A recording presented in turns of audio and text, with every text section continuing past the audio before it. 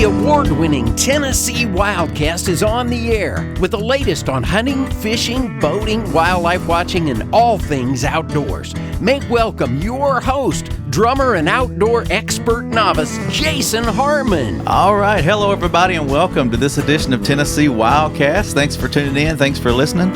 It's going to be a fun show for you today. We are on Zoom today. If you're listening, you have to go back and watch this show. Miss Ashley Chance is with us, and she's with the National Wildlife Federation. And we're going to be talking with her today and learning about the Federation and also about a program called Artemis. So it's going to be fun. I got Mr. Don King here helping me co-host. Yeah. Sorry we're not in person, Ashley, but I hear we're almost neighbors. You're in Tennessee anyway, so that's good to hear. Yeah, not too far away from where y'all are, I think. All right. This will be a fun show. I'm going to learn a lot. Ashley, we just met over email last week, and I thought, well, we need to get her on the show and talk about Artemis, talk about the Federation. So then I learned today she's in Knoxville, so that's neat. We said we should got together and done this in person. That's not too far away. But this will be fun. And Ashley, if you don't mind, just tell us a little bit about yourself, introduce yourself, and then we'll dive into some of the other specifics.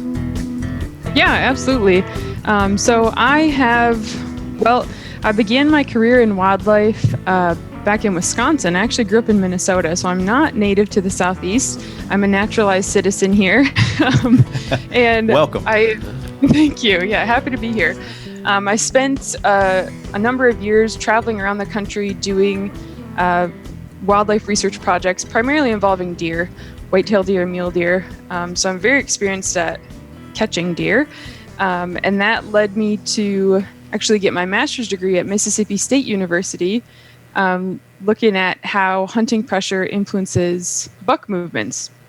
And there I met my husband, who actually he works for TWRA, and he's from this area. So we left Mississippi, came back to East Tennessee, and I've been fortunate enough to become a part of the Artemis program. So I oversee the program across the Southeast.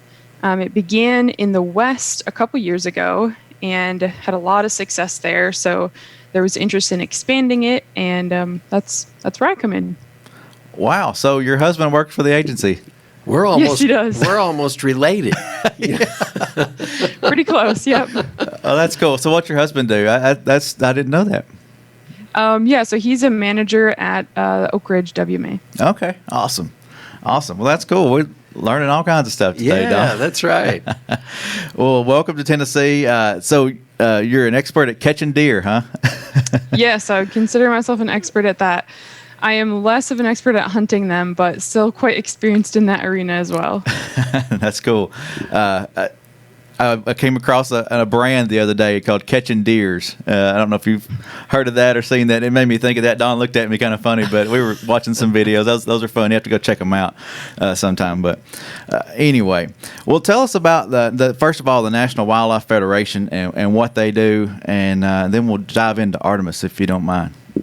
Yeah, absolutely. So the National Wildlife Federation is it's a national nonprofit organization. It's one of the oldest, if not the oldest, conservation organization in the United States. So it played a big role in getting things like the Pittman-Robertson Act passed, which all hunters and anglers know why that's important. Sure. And so it's been working for a long time to help conserve and protect wildlife. And as part of that is obviously our sporting traditions that we have here in this state and across the country. So Artemis is housed within the sporting, section of the National Wildlife Federation. Okay. All right. Yeah. As you said, those are very important. The Pittman-Robertson Act and all that stuff, fun stuff. Yeah. It's very important to our wildlife and our agencies across the United States. And I was just browsing your website, and the first thing that popped up was this barrier, reminding me, protect America's wildlife. We're all working on this together to work and protect and manage the wildlife across the U.S. for sure. Absolutely. So Artemis is pretty cool, and I was browsing the page here, and I think it's really neat that we're trying to get women out in the outdoors and introduce them to hunting and fishing. When you think of that hands-on stuff, you think of mostly guys a lot of times, but women love to do it too, and this is a chance to introduce them and gain that knowledge and educate them on how to get out there and do it, because I guess they haven't always done it, or haven't always been the ones that went out and hunted, but women can do it too, right? Yeah, well, there is some research emerging here pretty recently that might counter the argument that we haven't always been the ones doing it. I don't know if you're familiar with the article that came out. They found some remains, I think maybe 9,000 years old, that showed a woman that had been buried with kind of a hunter's regalia. So wow, that's maybe up for debate. Yeah, but for certainly in the modern day, there are a lot of women that not just enjoy getting out in the field and on the water, but are highly skilled. And I can, speaking from my own experience, I have a professional background in wildlife, and I've been hunting since I was, probably 13 years old. Awesome. So a lot of experience hunting, but I have never had a woman to hunt with. I've always been, it was my dad, my uncles, my cousins growing up, and then significant others and lab mates of mine in graduate school. And so it's not, the Artemis program isn't necessarily aimed at recruitment so much as creating a community of sportswomen that are connected, because it's hard to find other women that do it, even though there's a lot of them out there. So our goal is really to connect those women with each other and help them really raise up their voices as advocates for the resource that we all care so much about. Ashley, what's the significance of the name Artemis? Yeah, great question. So Artemis is the name of a Greek goddess who she was involved in a lot of things. My Greek mythology isn't super up to date, but basically she was the goddess of the hunt. She had a pack of hunting dogs that often accompanied her and a bow and arrow. And she was kind of a wild spirit and very protective of wildlife as a resource. So we've taken that bold, impassioned view and tried to imbue our program with that. Okay. All right. Well, it wasn't probably a couple years ago we had Amy Hall in to talk about women in the outdoors and hunting and things like that. And I feel like since we've had her on, I've seen more of this movement where women are getting outdoors or ganging around each other and educating each other and taking each other outdoors and things like that. And I think it's great to see that. And, I think women can do it too. And they're probably better at it than some of us guys, Yeah, right. It's fun to see. That's a constant debate in our household. I will say my wife is a lot better shot than I am. So, hey, they've got a steady hand. I can tell you that. Sure. They sure do. For sure. Well, let's, I was on your website. I want to learn more about these 3 points, if you don't mind, that are on your page. It says public lands and waters. So tell us what y'all do there when it comes to that. Yeah, so the National Wildlife Federation as a whole, a big part of their mission, our mission, is to protect and enhance public lands and waters. Mm-hmm. And so naturally, that's something that the Artemis program also cares about. I said the program began in the West, and there's a lot of iconic species in the West that are in decline because of habitat degradation or, public lands being diminished in other ways. So that was an obvious thing for Artemis to key in on and try to help protect and better. And we are keeping that same mindset in the Southeast, although obviously public lands are very different in the Southeast than they are in the West. So we're adapting that and making it relevant to sportswomen's lives here. Yeah. A couple shows ago, we had Mark Goodland and Clint Borum on, and we were talking that only the state is 90% privately owned land. So there's only 10% of the land in Tennessee that is public and accessible, right. About 10% that's huntable and you can get out there and take an adventure on. So, there's not as much here, I guess, as there is out west. Yeah, not as much. And maybe that underscores the importance of supporting it and keeping it healthy. For sure. Yes. So you got here iconic species. They celebrate and protect wildlife species and their habitats. Tell us what's going on there. Yeah, so for sportswomen, iconic species in the West might be things like mule deer, cutthroat trout. I think in the Southeast, obviously that's different because those species don't exist here. Right. A big one for Tennessee specifically might be the northern bobwhite, obviously white-tailed deer, and those are just two species that are under threat. The bobwhite mostly from habitat loss and degradation, and white-tailed deer obviously facing CWD. So we want to try to be vocal on those topics and do what we can to help promote the species.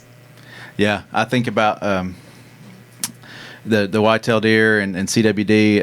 That's something we hope to keep as far west as we can and contain that, and do the best we can there. And the quail, I know our guys in wildlife are working hard, and they got the new quail management plan out to try to combat some of that stuff, and based on the last commission meeting we had this past week, the CWD effort, the management of that is really doing well. So, so there's a lot of things, a lot of negatives with that, but overall, the management plan that they've adopted and all seems to be working. So that's really encouraging.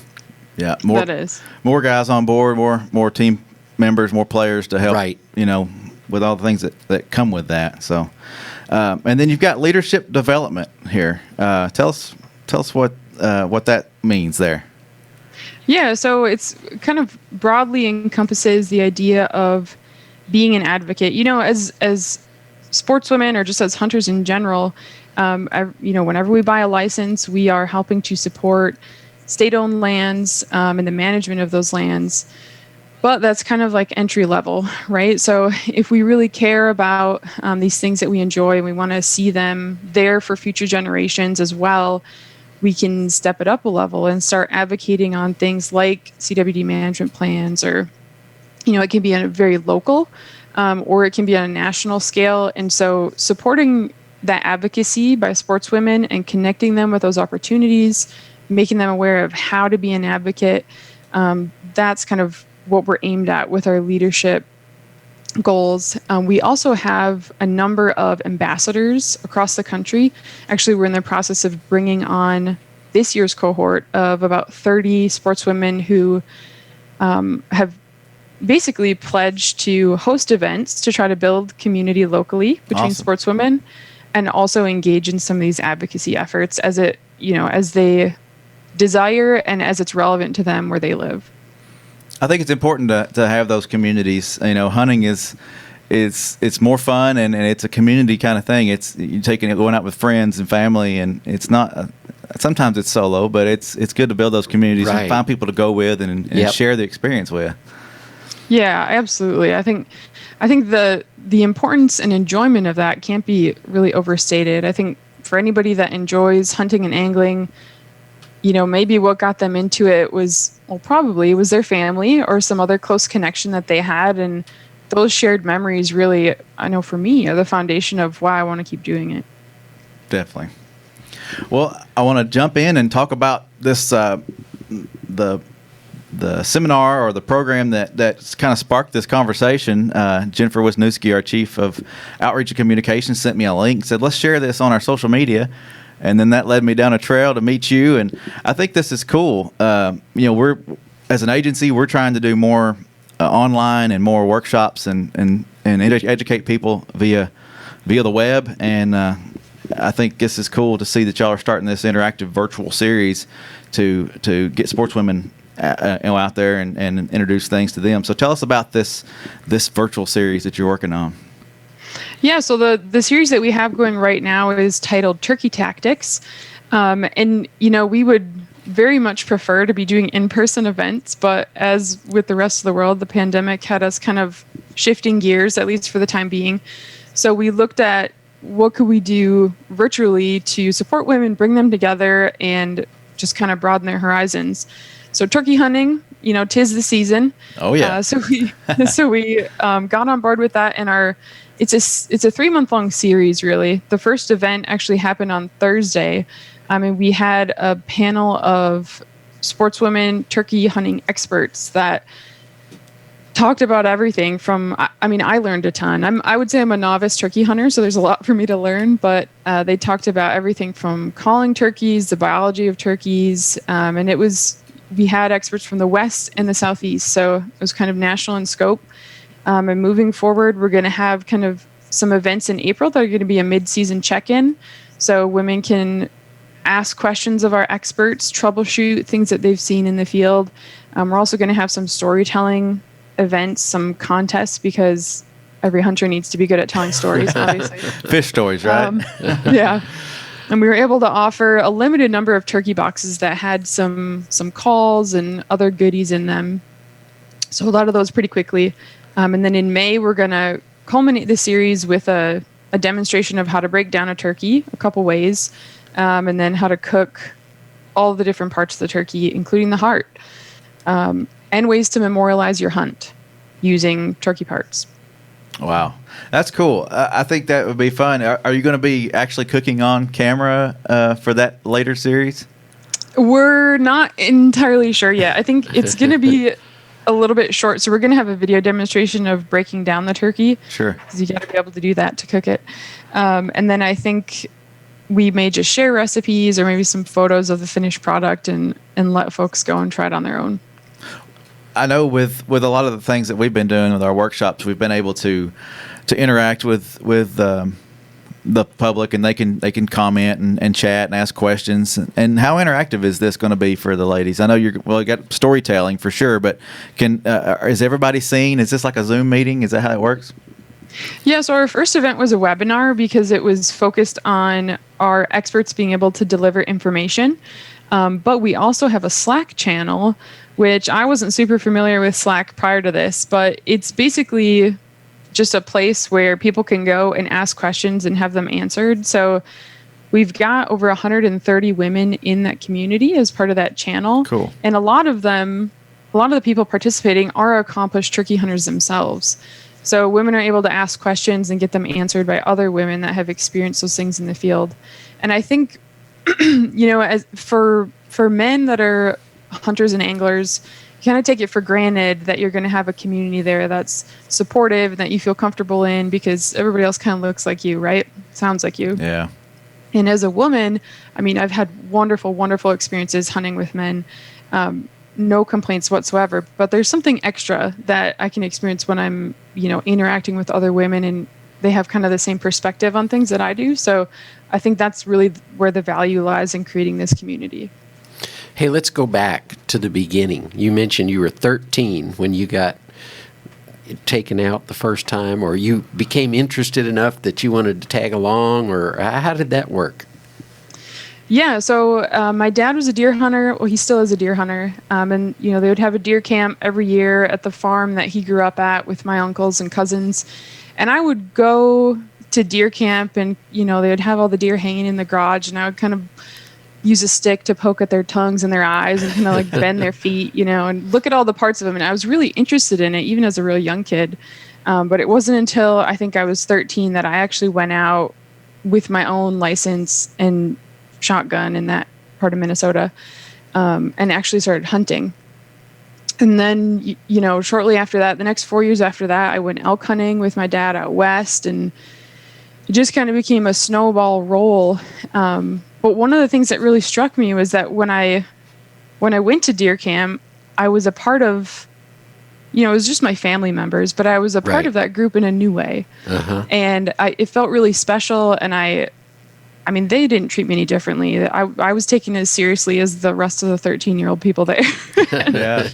And it was just a really cool feeling. So it got me hooked. Part of the club, so to speak. Yep, that's right. Yeah. That's right. That's neat. So do you have any sisters in the family, or are you the only girl that... No, I'm the only girl. I have a younger brother. He also hunts. He came to it a little bit later than I did, I think. But yeah, I'm the only girl. When you mentioned at that young age poking sticks and playing with the deer carcass or whatnot. That reminds me of my daughter. I killed a nice deer this year, and she wanted to get their hands on and help with the skinning process, and just, she was right there with you. She wanted to see everything and be a part of everything. So it's pretty cool to see that. I think she might be my little huntress, one of these days. Absolutely. But yeah, that's cool. That's cool. Well, what other kind of classes and programs are you thinking that y'all might be doing coming up? Y'all got things coming up? Yeah, so other we than actually turkey? have, well, I guess in the turkey vein, within the turkey vein, we're going to have some hunt camps in a number of states that folks within our Turkey Tactics community will be aware of. We'll also post them on social media and things like that. But actual hunts where there's sportswomen going out turkey hunting, and you can join them if you're interested. We are currently developing a similar series for fly fishing. So we're hoping to roll that out this summer. I may not be super directly involved because I'm actually expecting our first child at the end of May. Congratulations. So thank you. Yes, I'm hoping to get out in the field and harvest a turkey before that happens. But yeah, fly fishing is the next thing on tap. And we've got a lot of stuff that, we have our own podcast and blog posts that we put up, and some social pages that we keep updated. So there's constantly stuff being shared. I'm going to make sure I share those and follow you guys. And if I don't, let me know. I'll make sure we get those out there on our social media for sure. But that's cool. Tell us about the podcast. I forgot about that. I saw it on the website and forgot to bring that up. Tell us how that's going. Yeah, so the podcast is going great. I actually got hooked on the podcast before I even knew about this job opening. So it's really cool because the hosts are our program coordinator, Marsha Brownlee, and occasionally myself as a co-host. And then we talk to sportswomen about everything. Recently we did a fly fishing episode. Sometimes we also talk to women researchers. So we had a recent episode where we connected with a woman who's actually from Murfreesboro, but is now a researcher in the Arctic up in Canada. And we talked with her about everything happening under the ice. For ice fisher people, not so much here in Tennessee. But yeah, we cover a very wide range of topics and really bring the perspective of us sportswomen to them. That's cool. It's cool that you have all those different parts you can bring in, being a nationwide or nationwide show, a lot of diversity there. That's cool. Yeah, we've actually, well, I think we haven't had Amy Hall on the podcast yet, but I've appeared on her podcast, and she's a good friend of the program, so probably down the line you could expect to hear her as well. Okay, good. Yeah, she's got her own show as well. I think been doing some stuff, and we should have all you gals on sometime and have a little round table. That'd be fun. Absolutely. So tell us some stories of being in the outdoors. I know you've probably got a few. You say you enjoy deer hunting, you enjoy getting outdoors and hunting, but what's some of your favorite stories to tell or things that have happened out in the woods? Oh, gosh. Or on the water? That's a long list. I'm certainly more of a hunter than I am an angler, so I'll say that. When I go fishing, it's typically with my husband, and I'm concerned with how many snacks are in the boat. So, that's okay. It's a different style. But deer hunting, I do enjoy. It's the type of hunting that I've been doing the longest, but it's also a big part of a lot of the work that I've done. So for my master's research, I spent, essentially 9 months in a tree stand trying to dart bucks. So I'm still a little bit burnt out on that. When I go deer hunting now, it's kind of grocery shopping. But I really enjoy waterfowl hunting. East Tennessee isn't the best place for that, but I did have some success this year and was able to take a trip out to Reelfoot, which was really cool. So we have a Springer Spaniel that we use primarily as a duck dog with the hopes of upland hunting. I'm from Minnesota, so we've taken him pheasant hunting back there a few times, and basically I do everything. I'm not an expert in any one thing, I wouldn't say, but squirrels, upland birds, waterfowl, you name it. I went grouse hunting this year. Didn't see a grouse, but trying to learn. Yeah. Folks still get out there and do that. That's not a lot of people grouse hunt, but East Tennessee is good for that. If you're going to do it. Yeah. You're in the right place, Ashley, or Yeah, close to trying it to- anyway. Exactly. Yeah. I've lived in a lot of different places. So whenever I end up somewhere, I try to immerse myself as much as possible in, what's locally available. Do you enjoy trout fishing? I know you said you're not, real excited about fishing. You enjoy it, but have you been trout fishing since you've moved to East? Yeah, absolutely. And I think, honestly, fly fishing is one of the things that I am actually pretty excited about. So I'm Awesome. hoping, I've got the equipment and I've been out a handful of times. So I'm hoping to really hone my skills here in this season and maybe next season, and learn more about that, because that is really fun. To me, fly fishing is a lot more like hunting than fishing in a lake from a boat, right? Because you can see the fish a lot of times. Yeah. You see it happen. It's a little bit more of that individual pursuit. And not to say that our lakes aren't beautiful, because they are, but just the beauty of some of those trout streams and being in the mountains and things like that, it's fun to be up that way. Absolutely. It's always fun to be in East Tennessee. Yeah.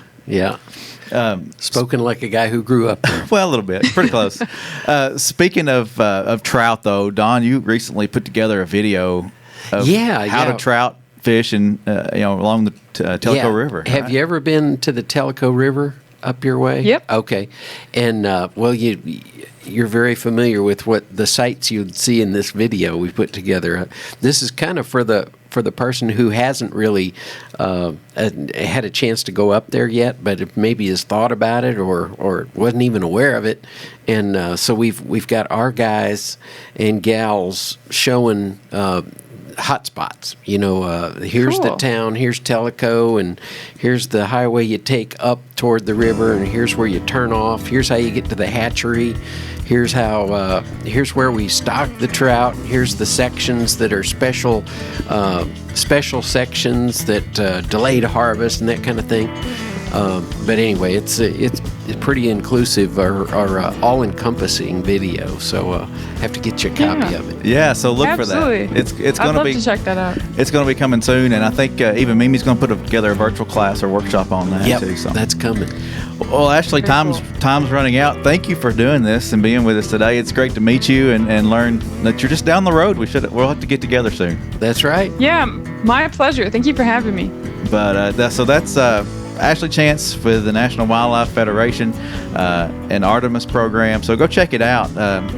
The Artemis website. Let's make sure we plug that real quick. Artemis, ARTEMIS.NWF.org, right? Absolutely. Awesome. So go check it out and see how you could become a partner in that and get involved there and take these turkey classes. I think it'll be fun. Yeah. So That's right. Ladies in the outdoors. It's great. Don, thank you. Sure enough. Ashley, thank you. Yeah, it was great to meet you guys. All right. And this is Tennessee Wildcast, and we'll see you next time. All right. Thanks for tuning in. Stay connected with TWRA by visiting our website at tnwildlife.org and follow us on Facebook, Twitter, and Instagram. Hey, it's all about Tennessee wildlife. It's what we do. Tennessee Wildcast will be on the air again next week. We'll see you then.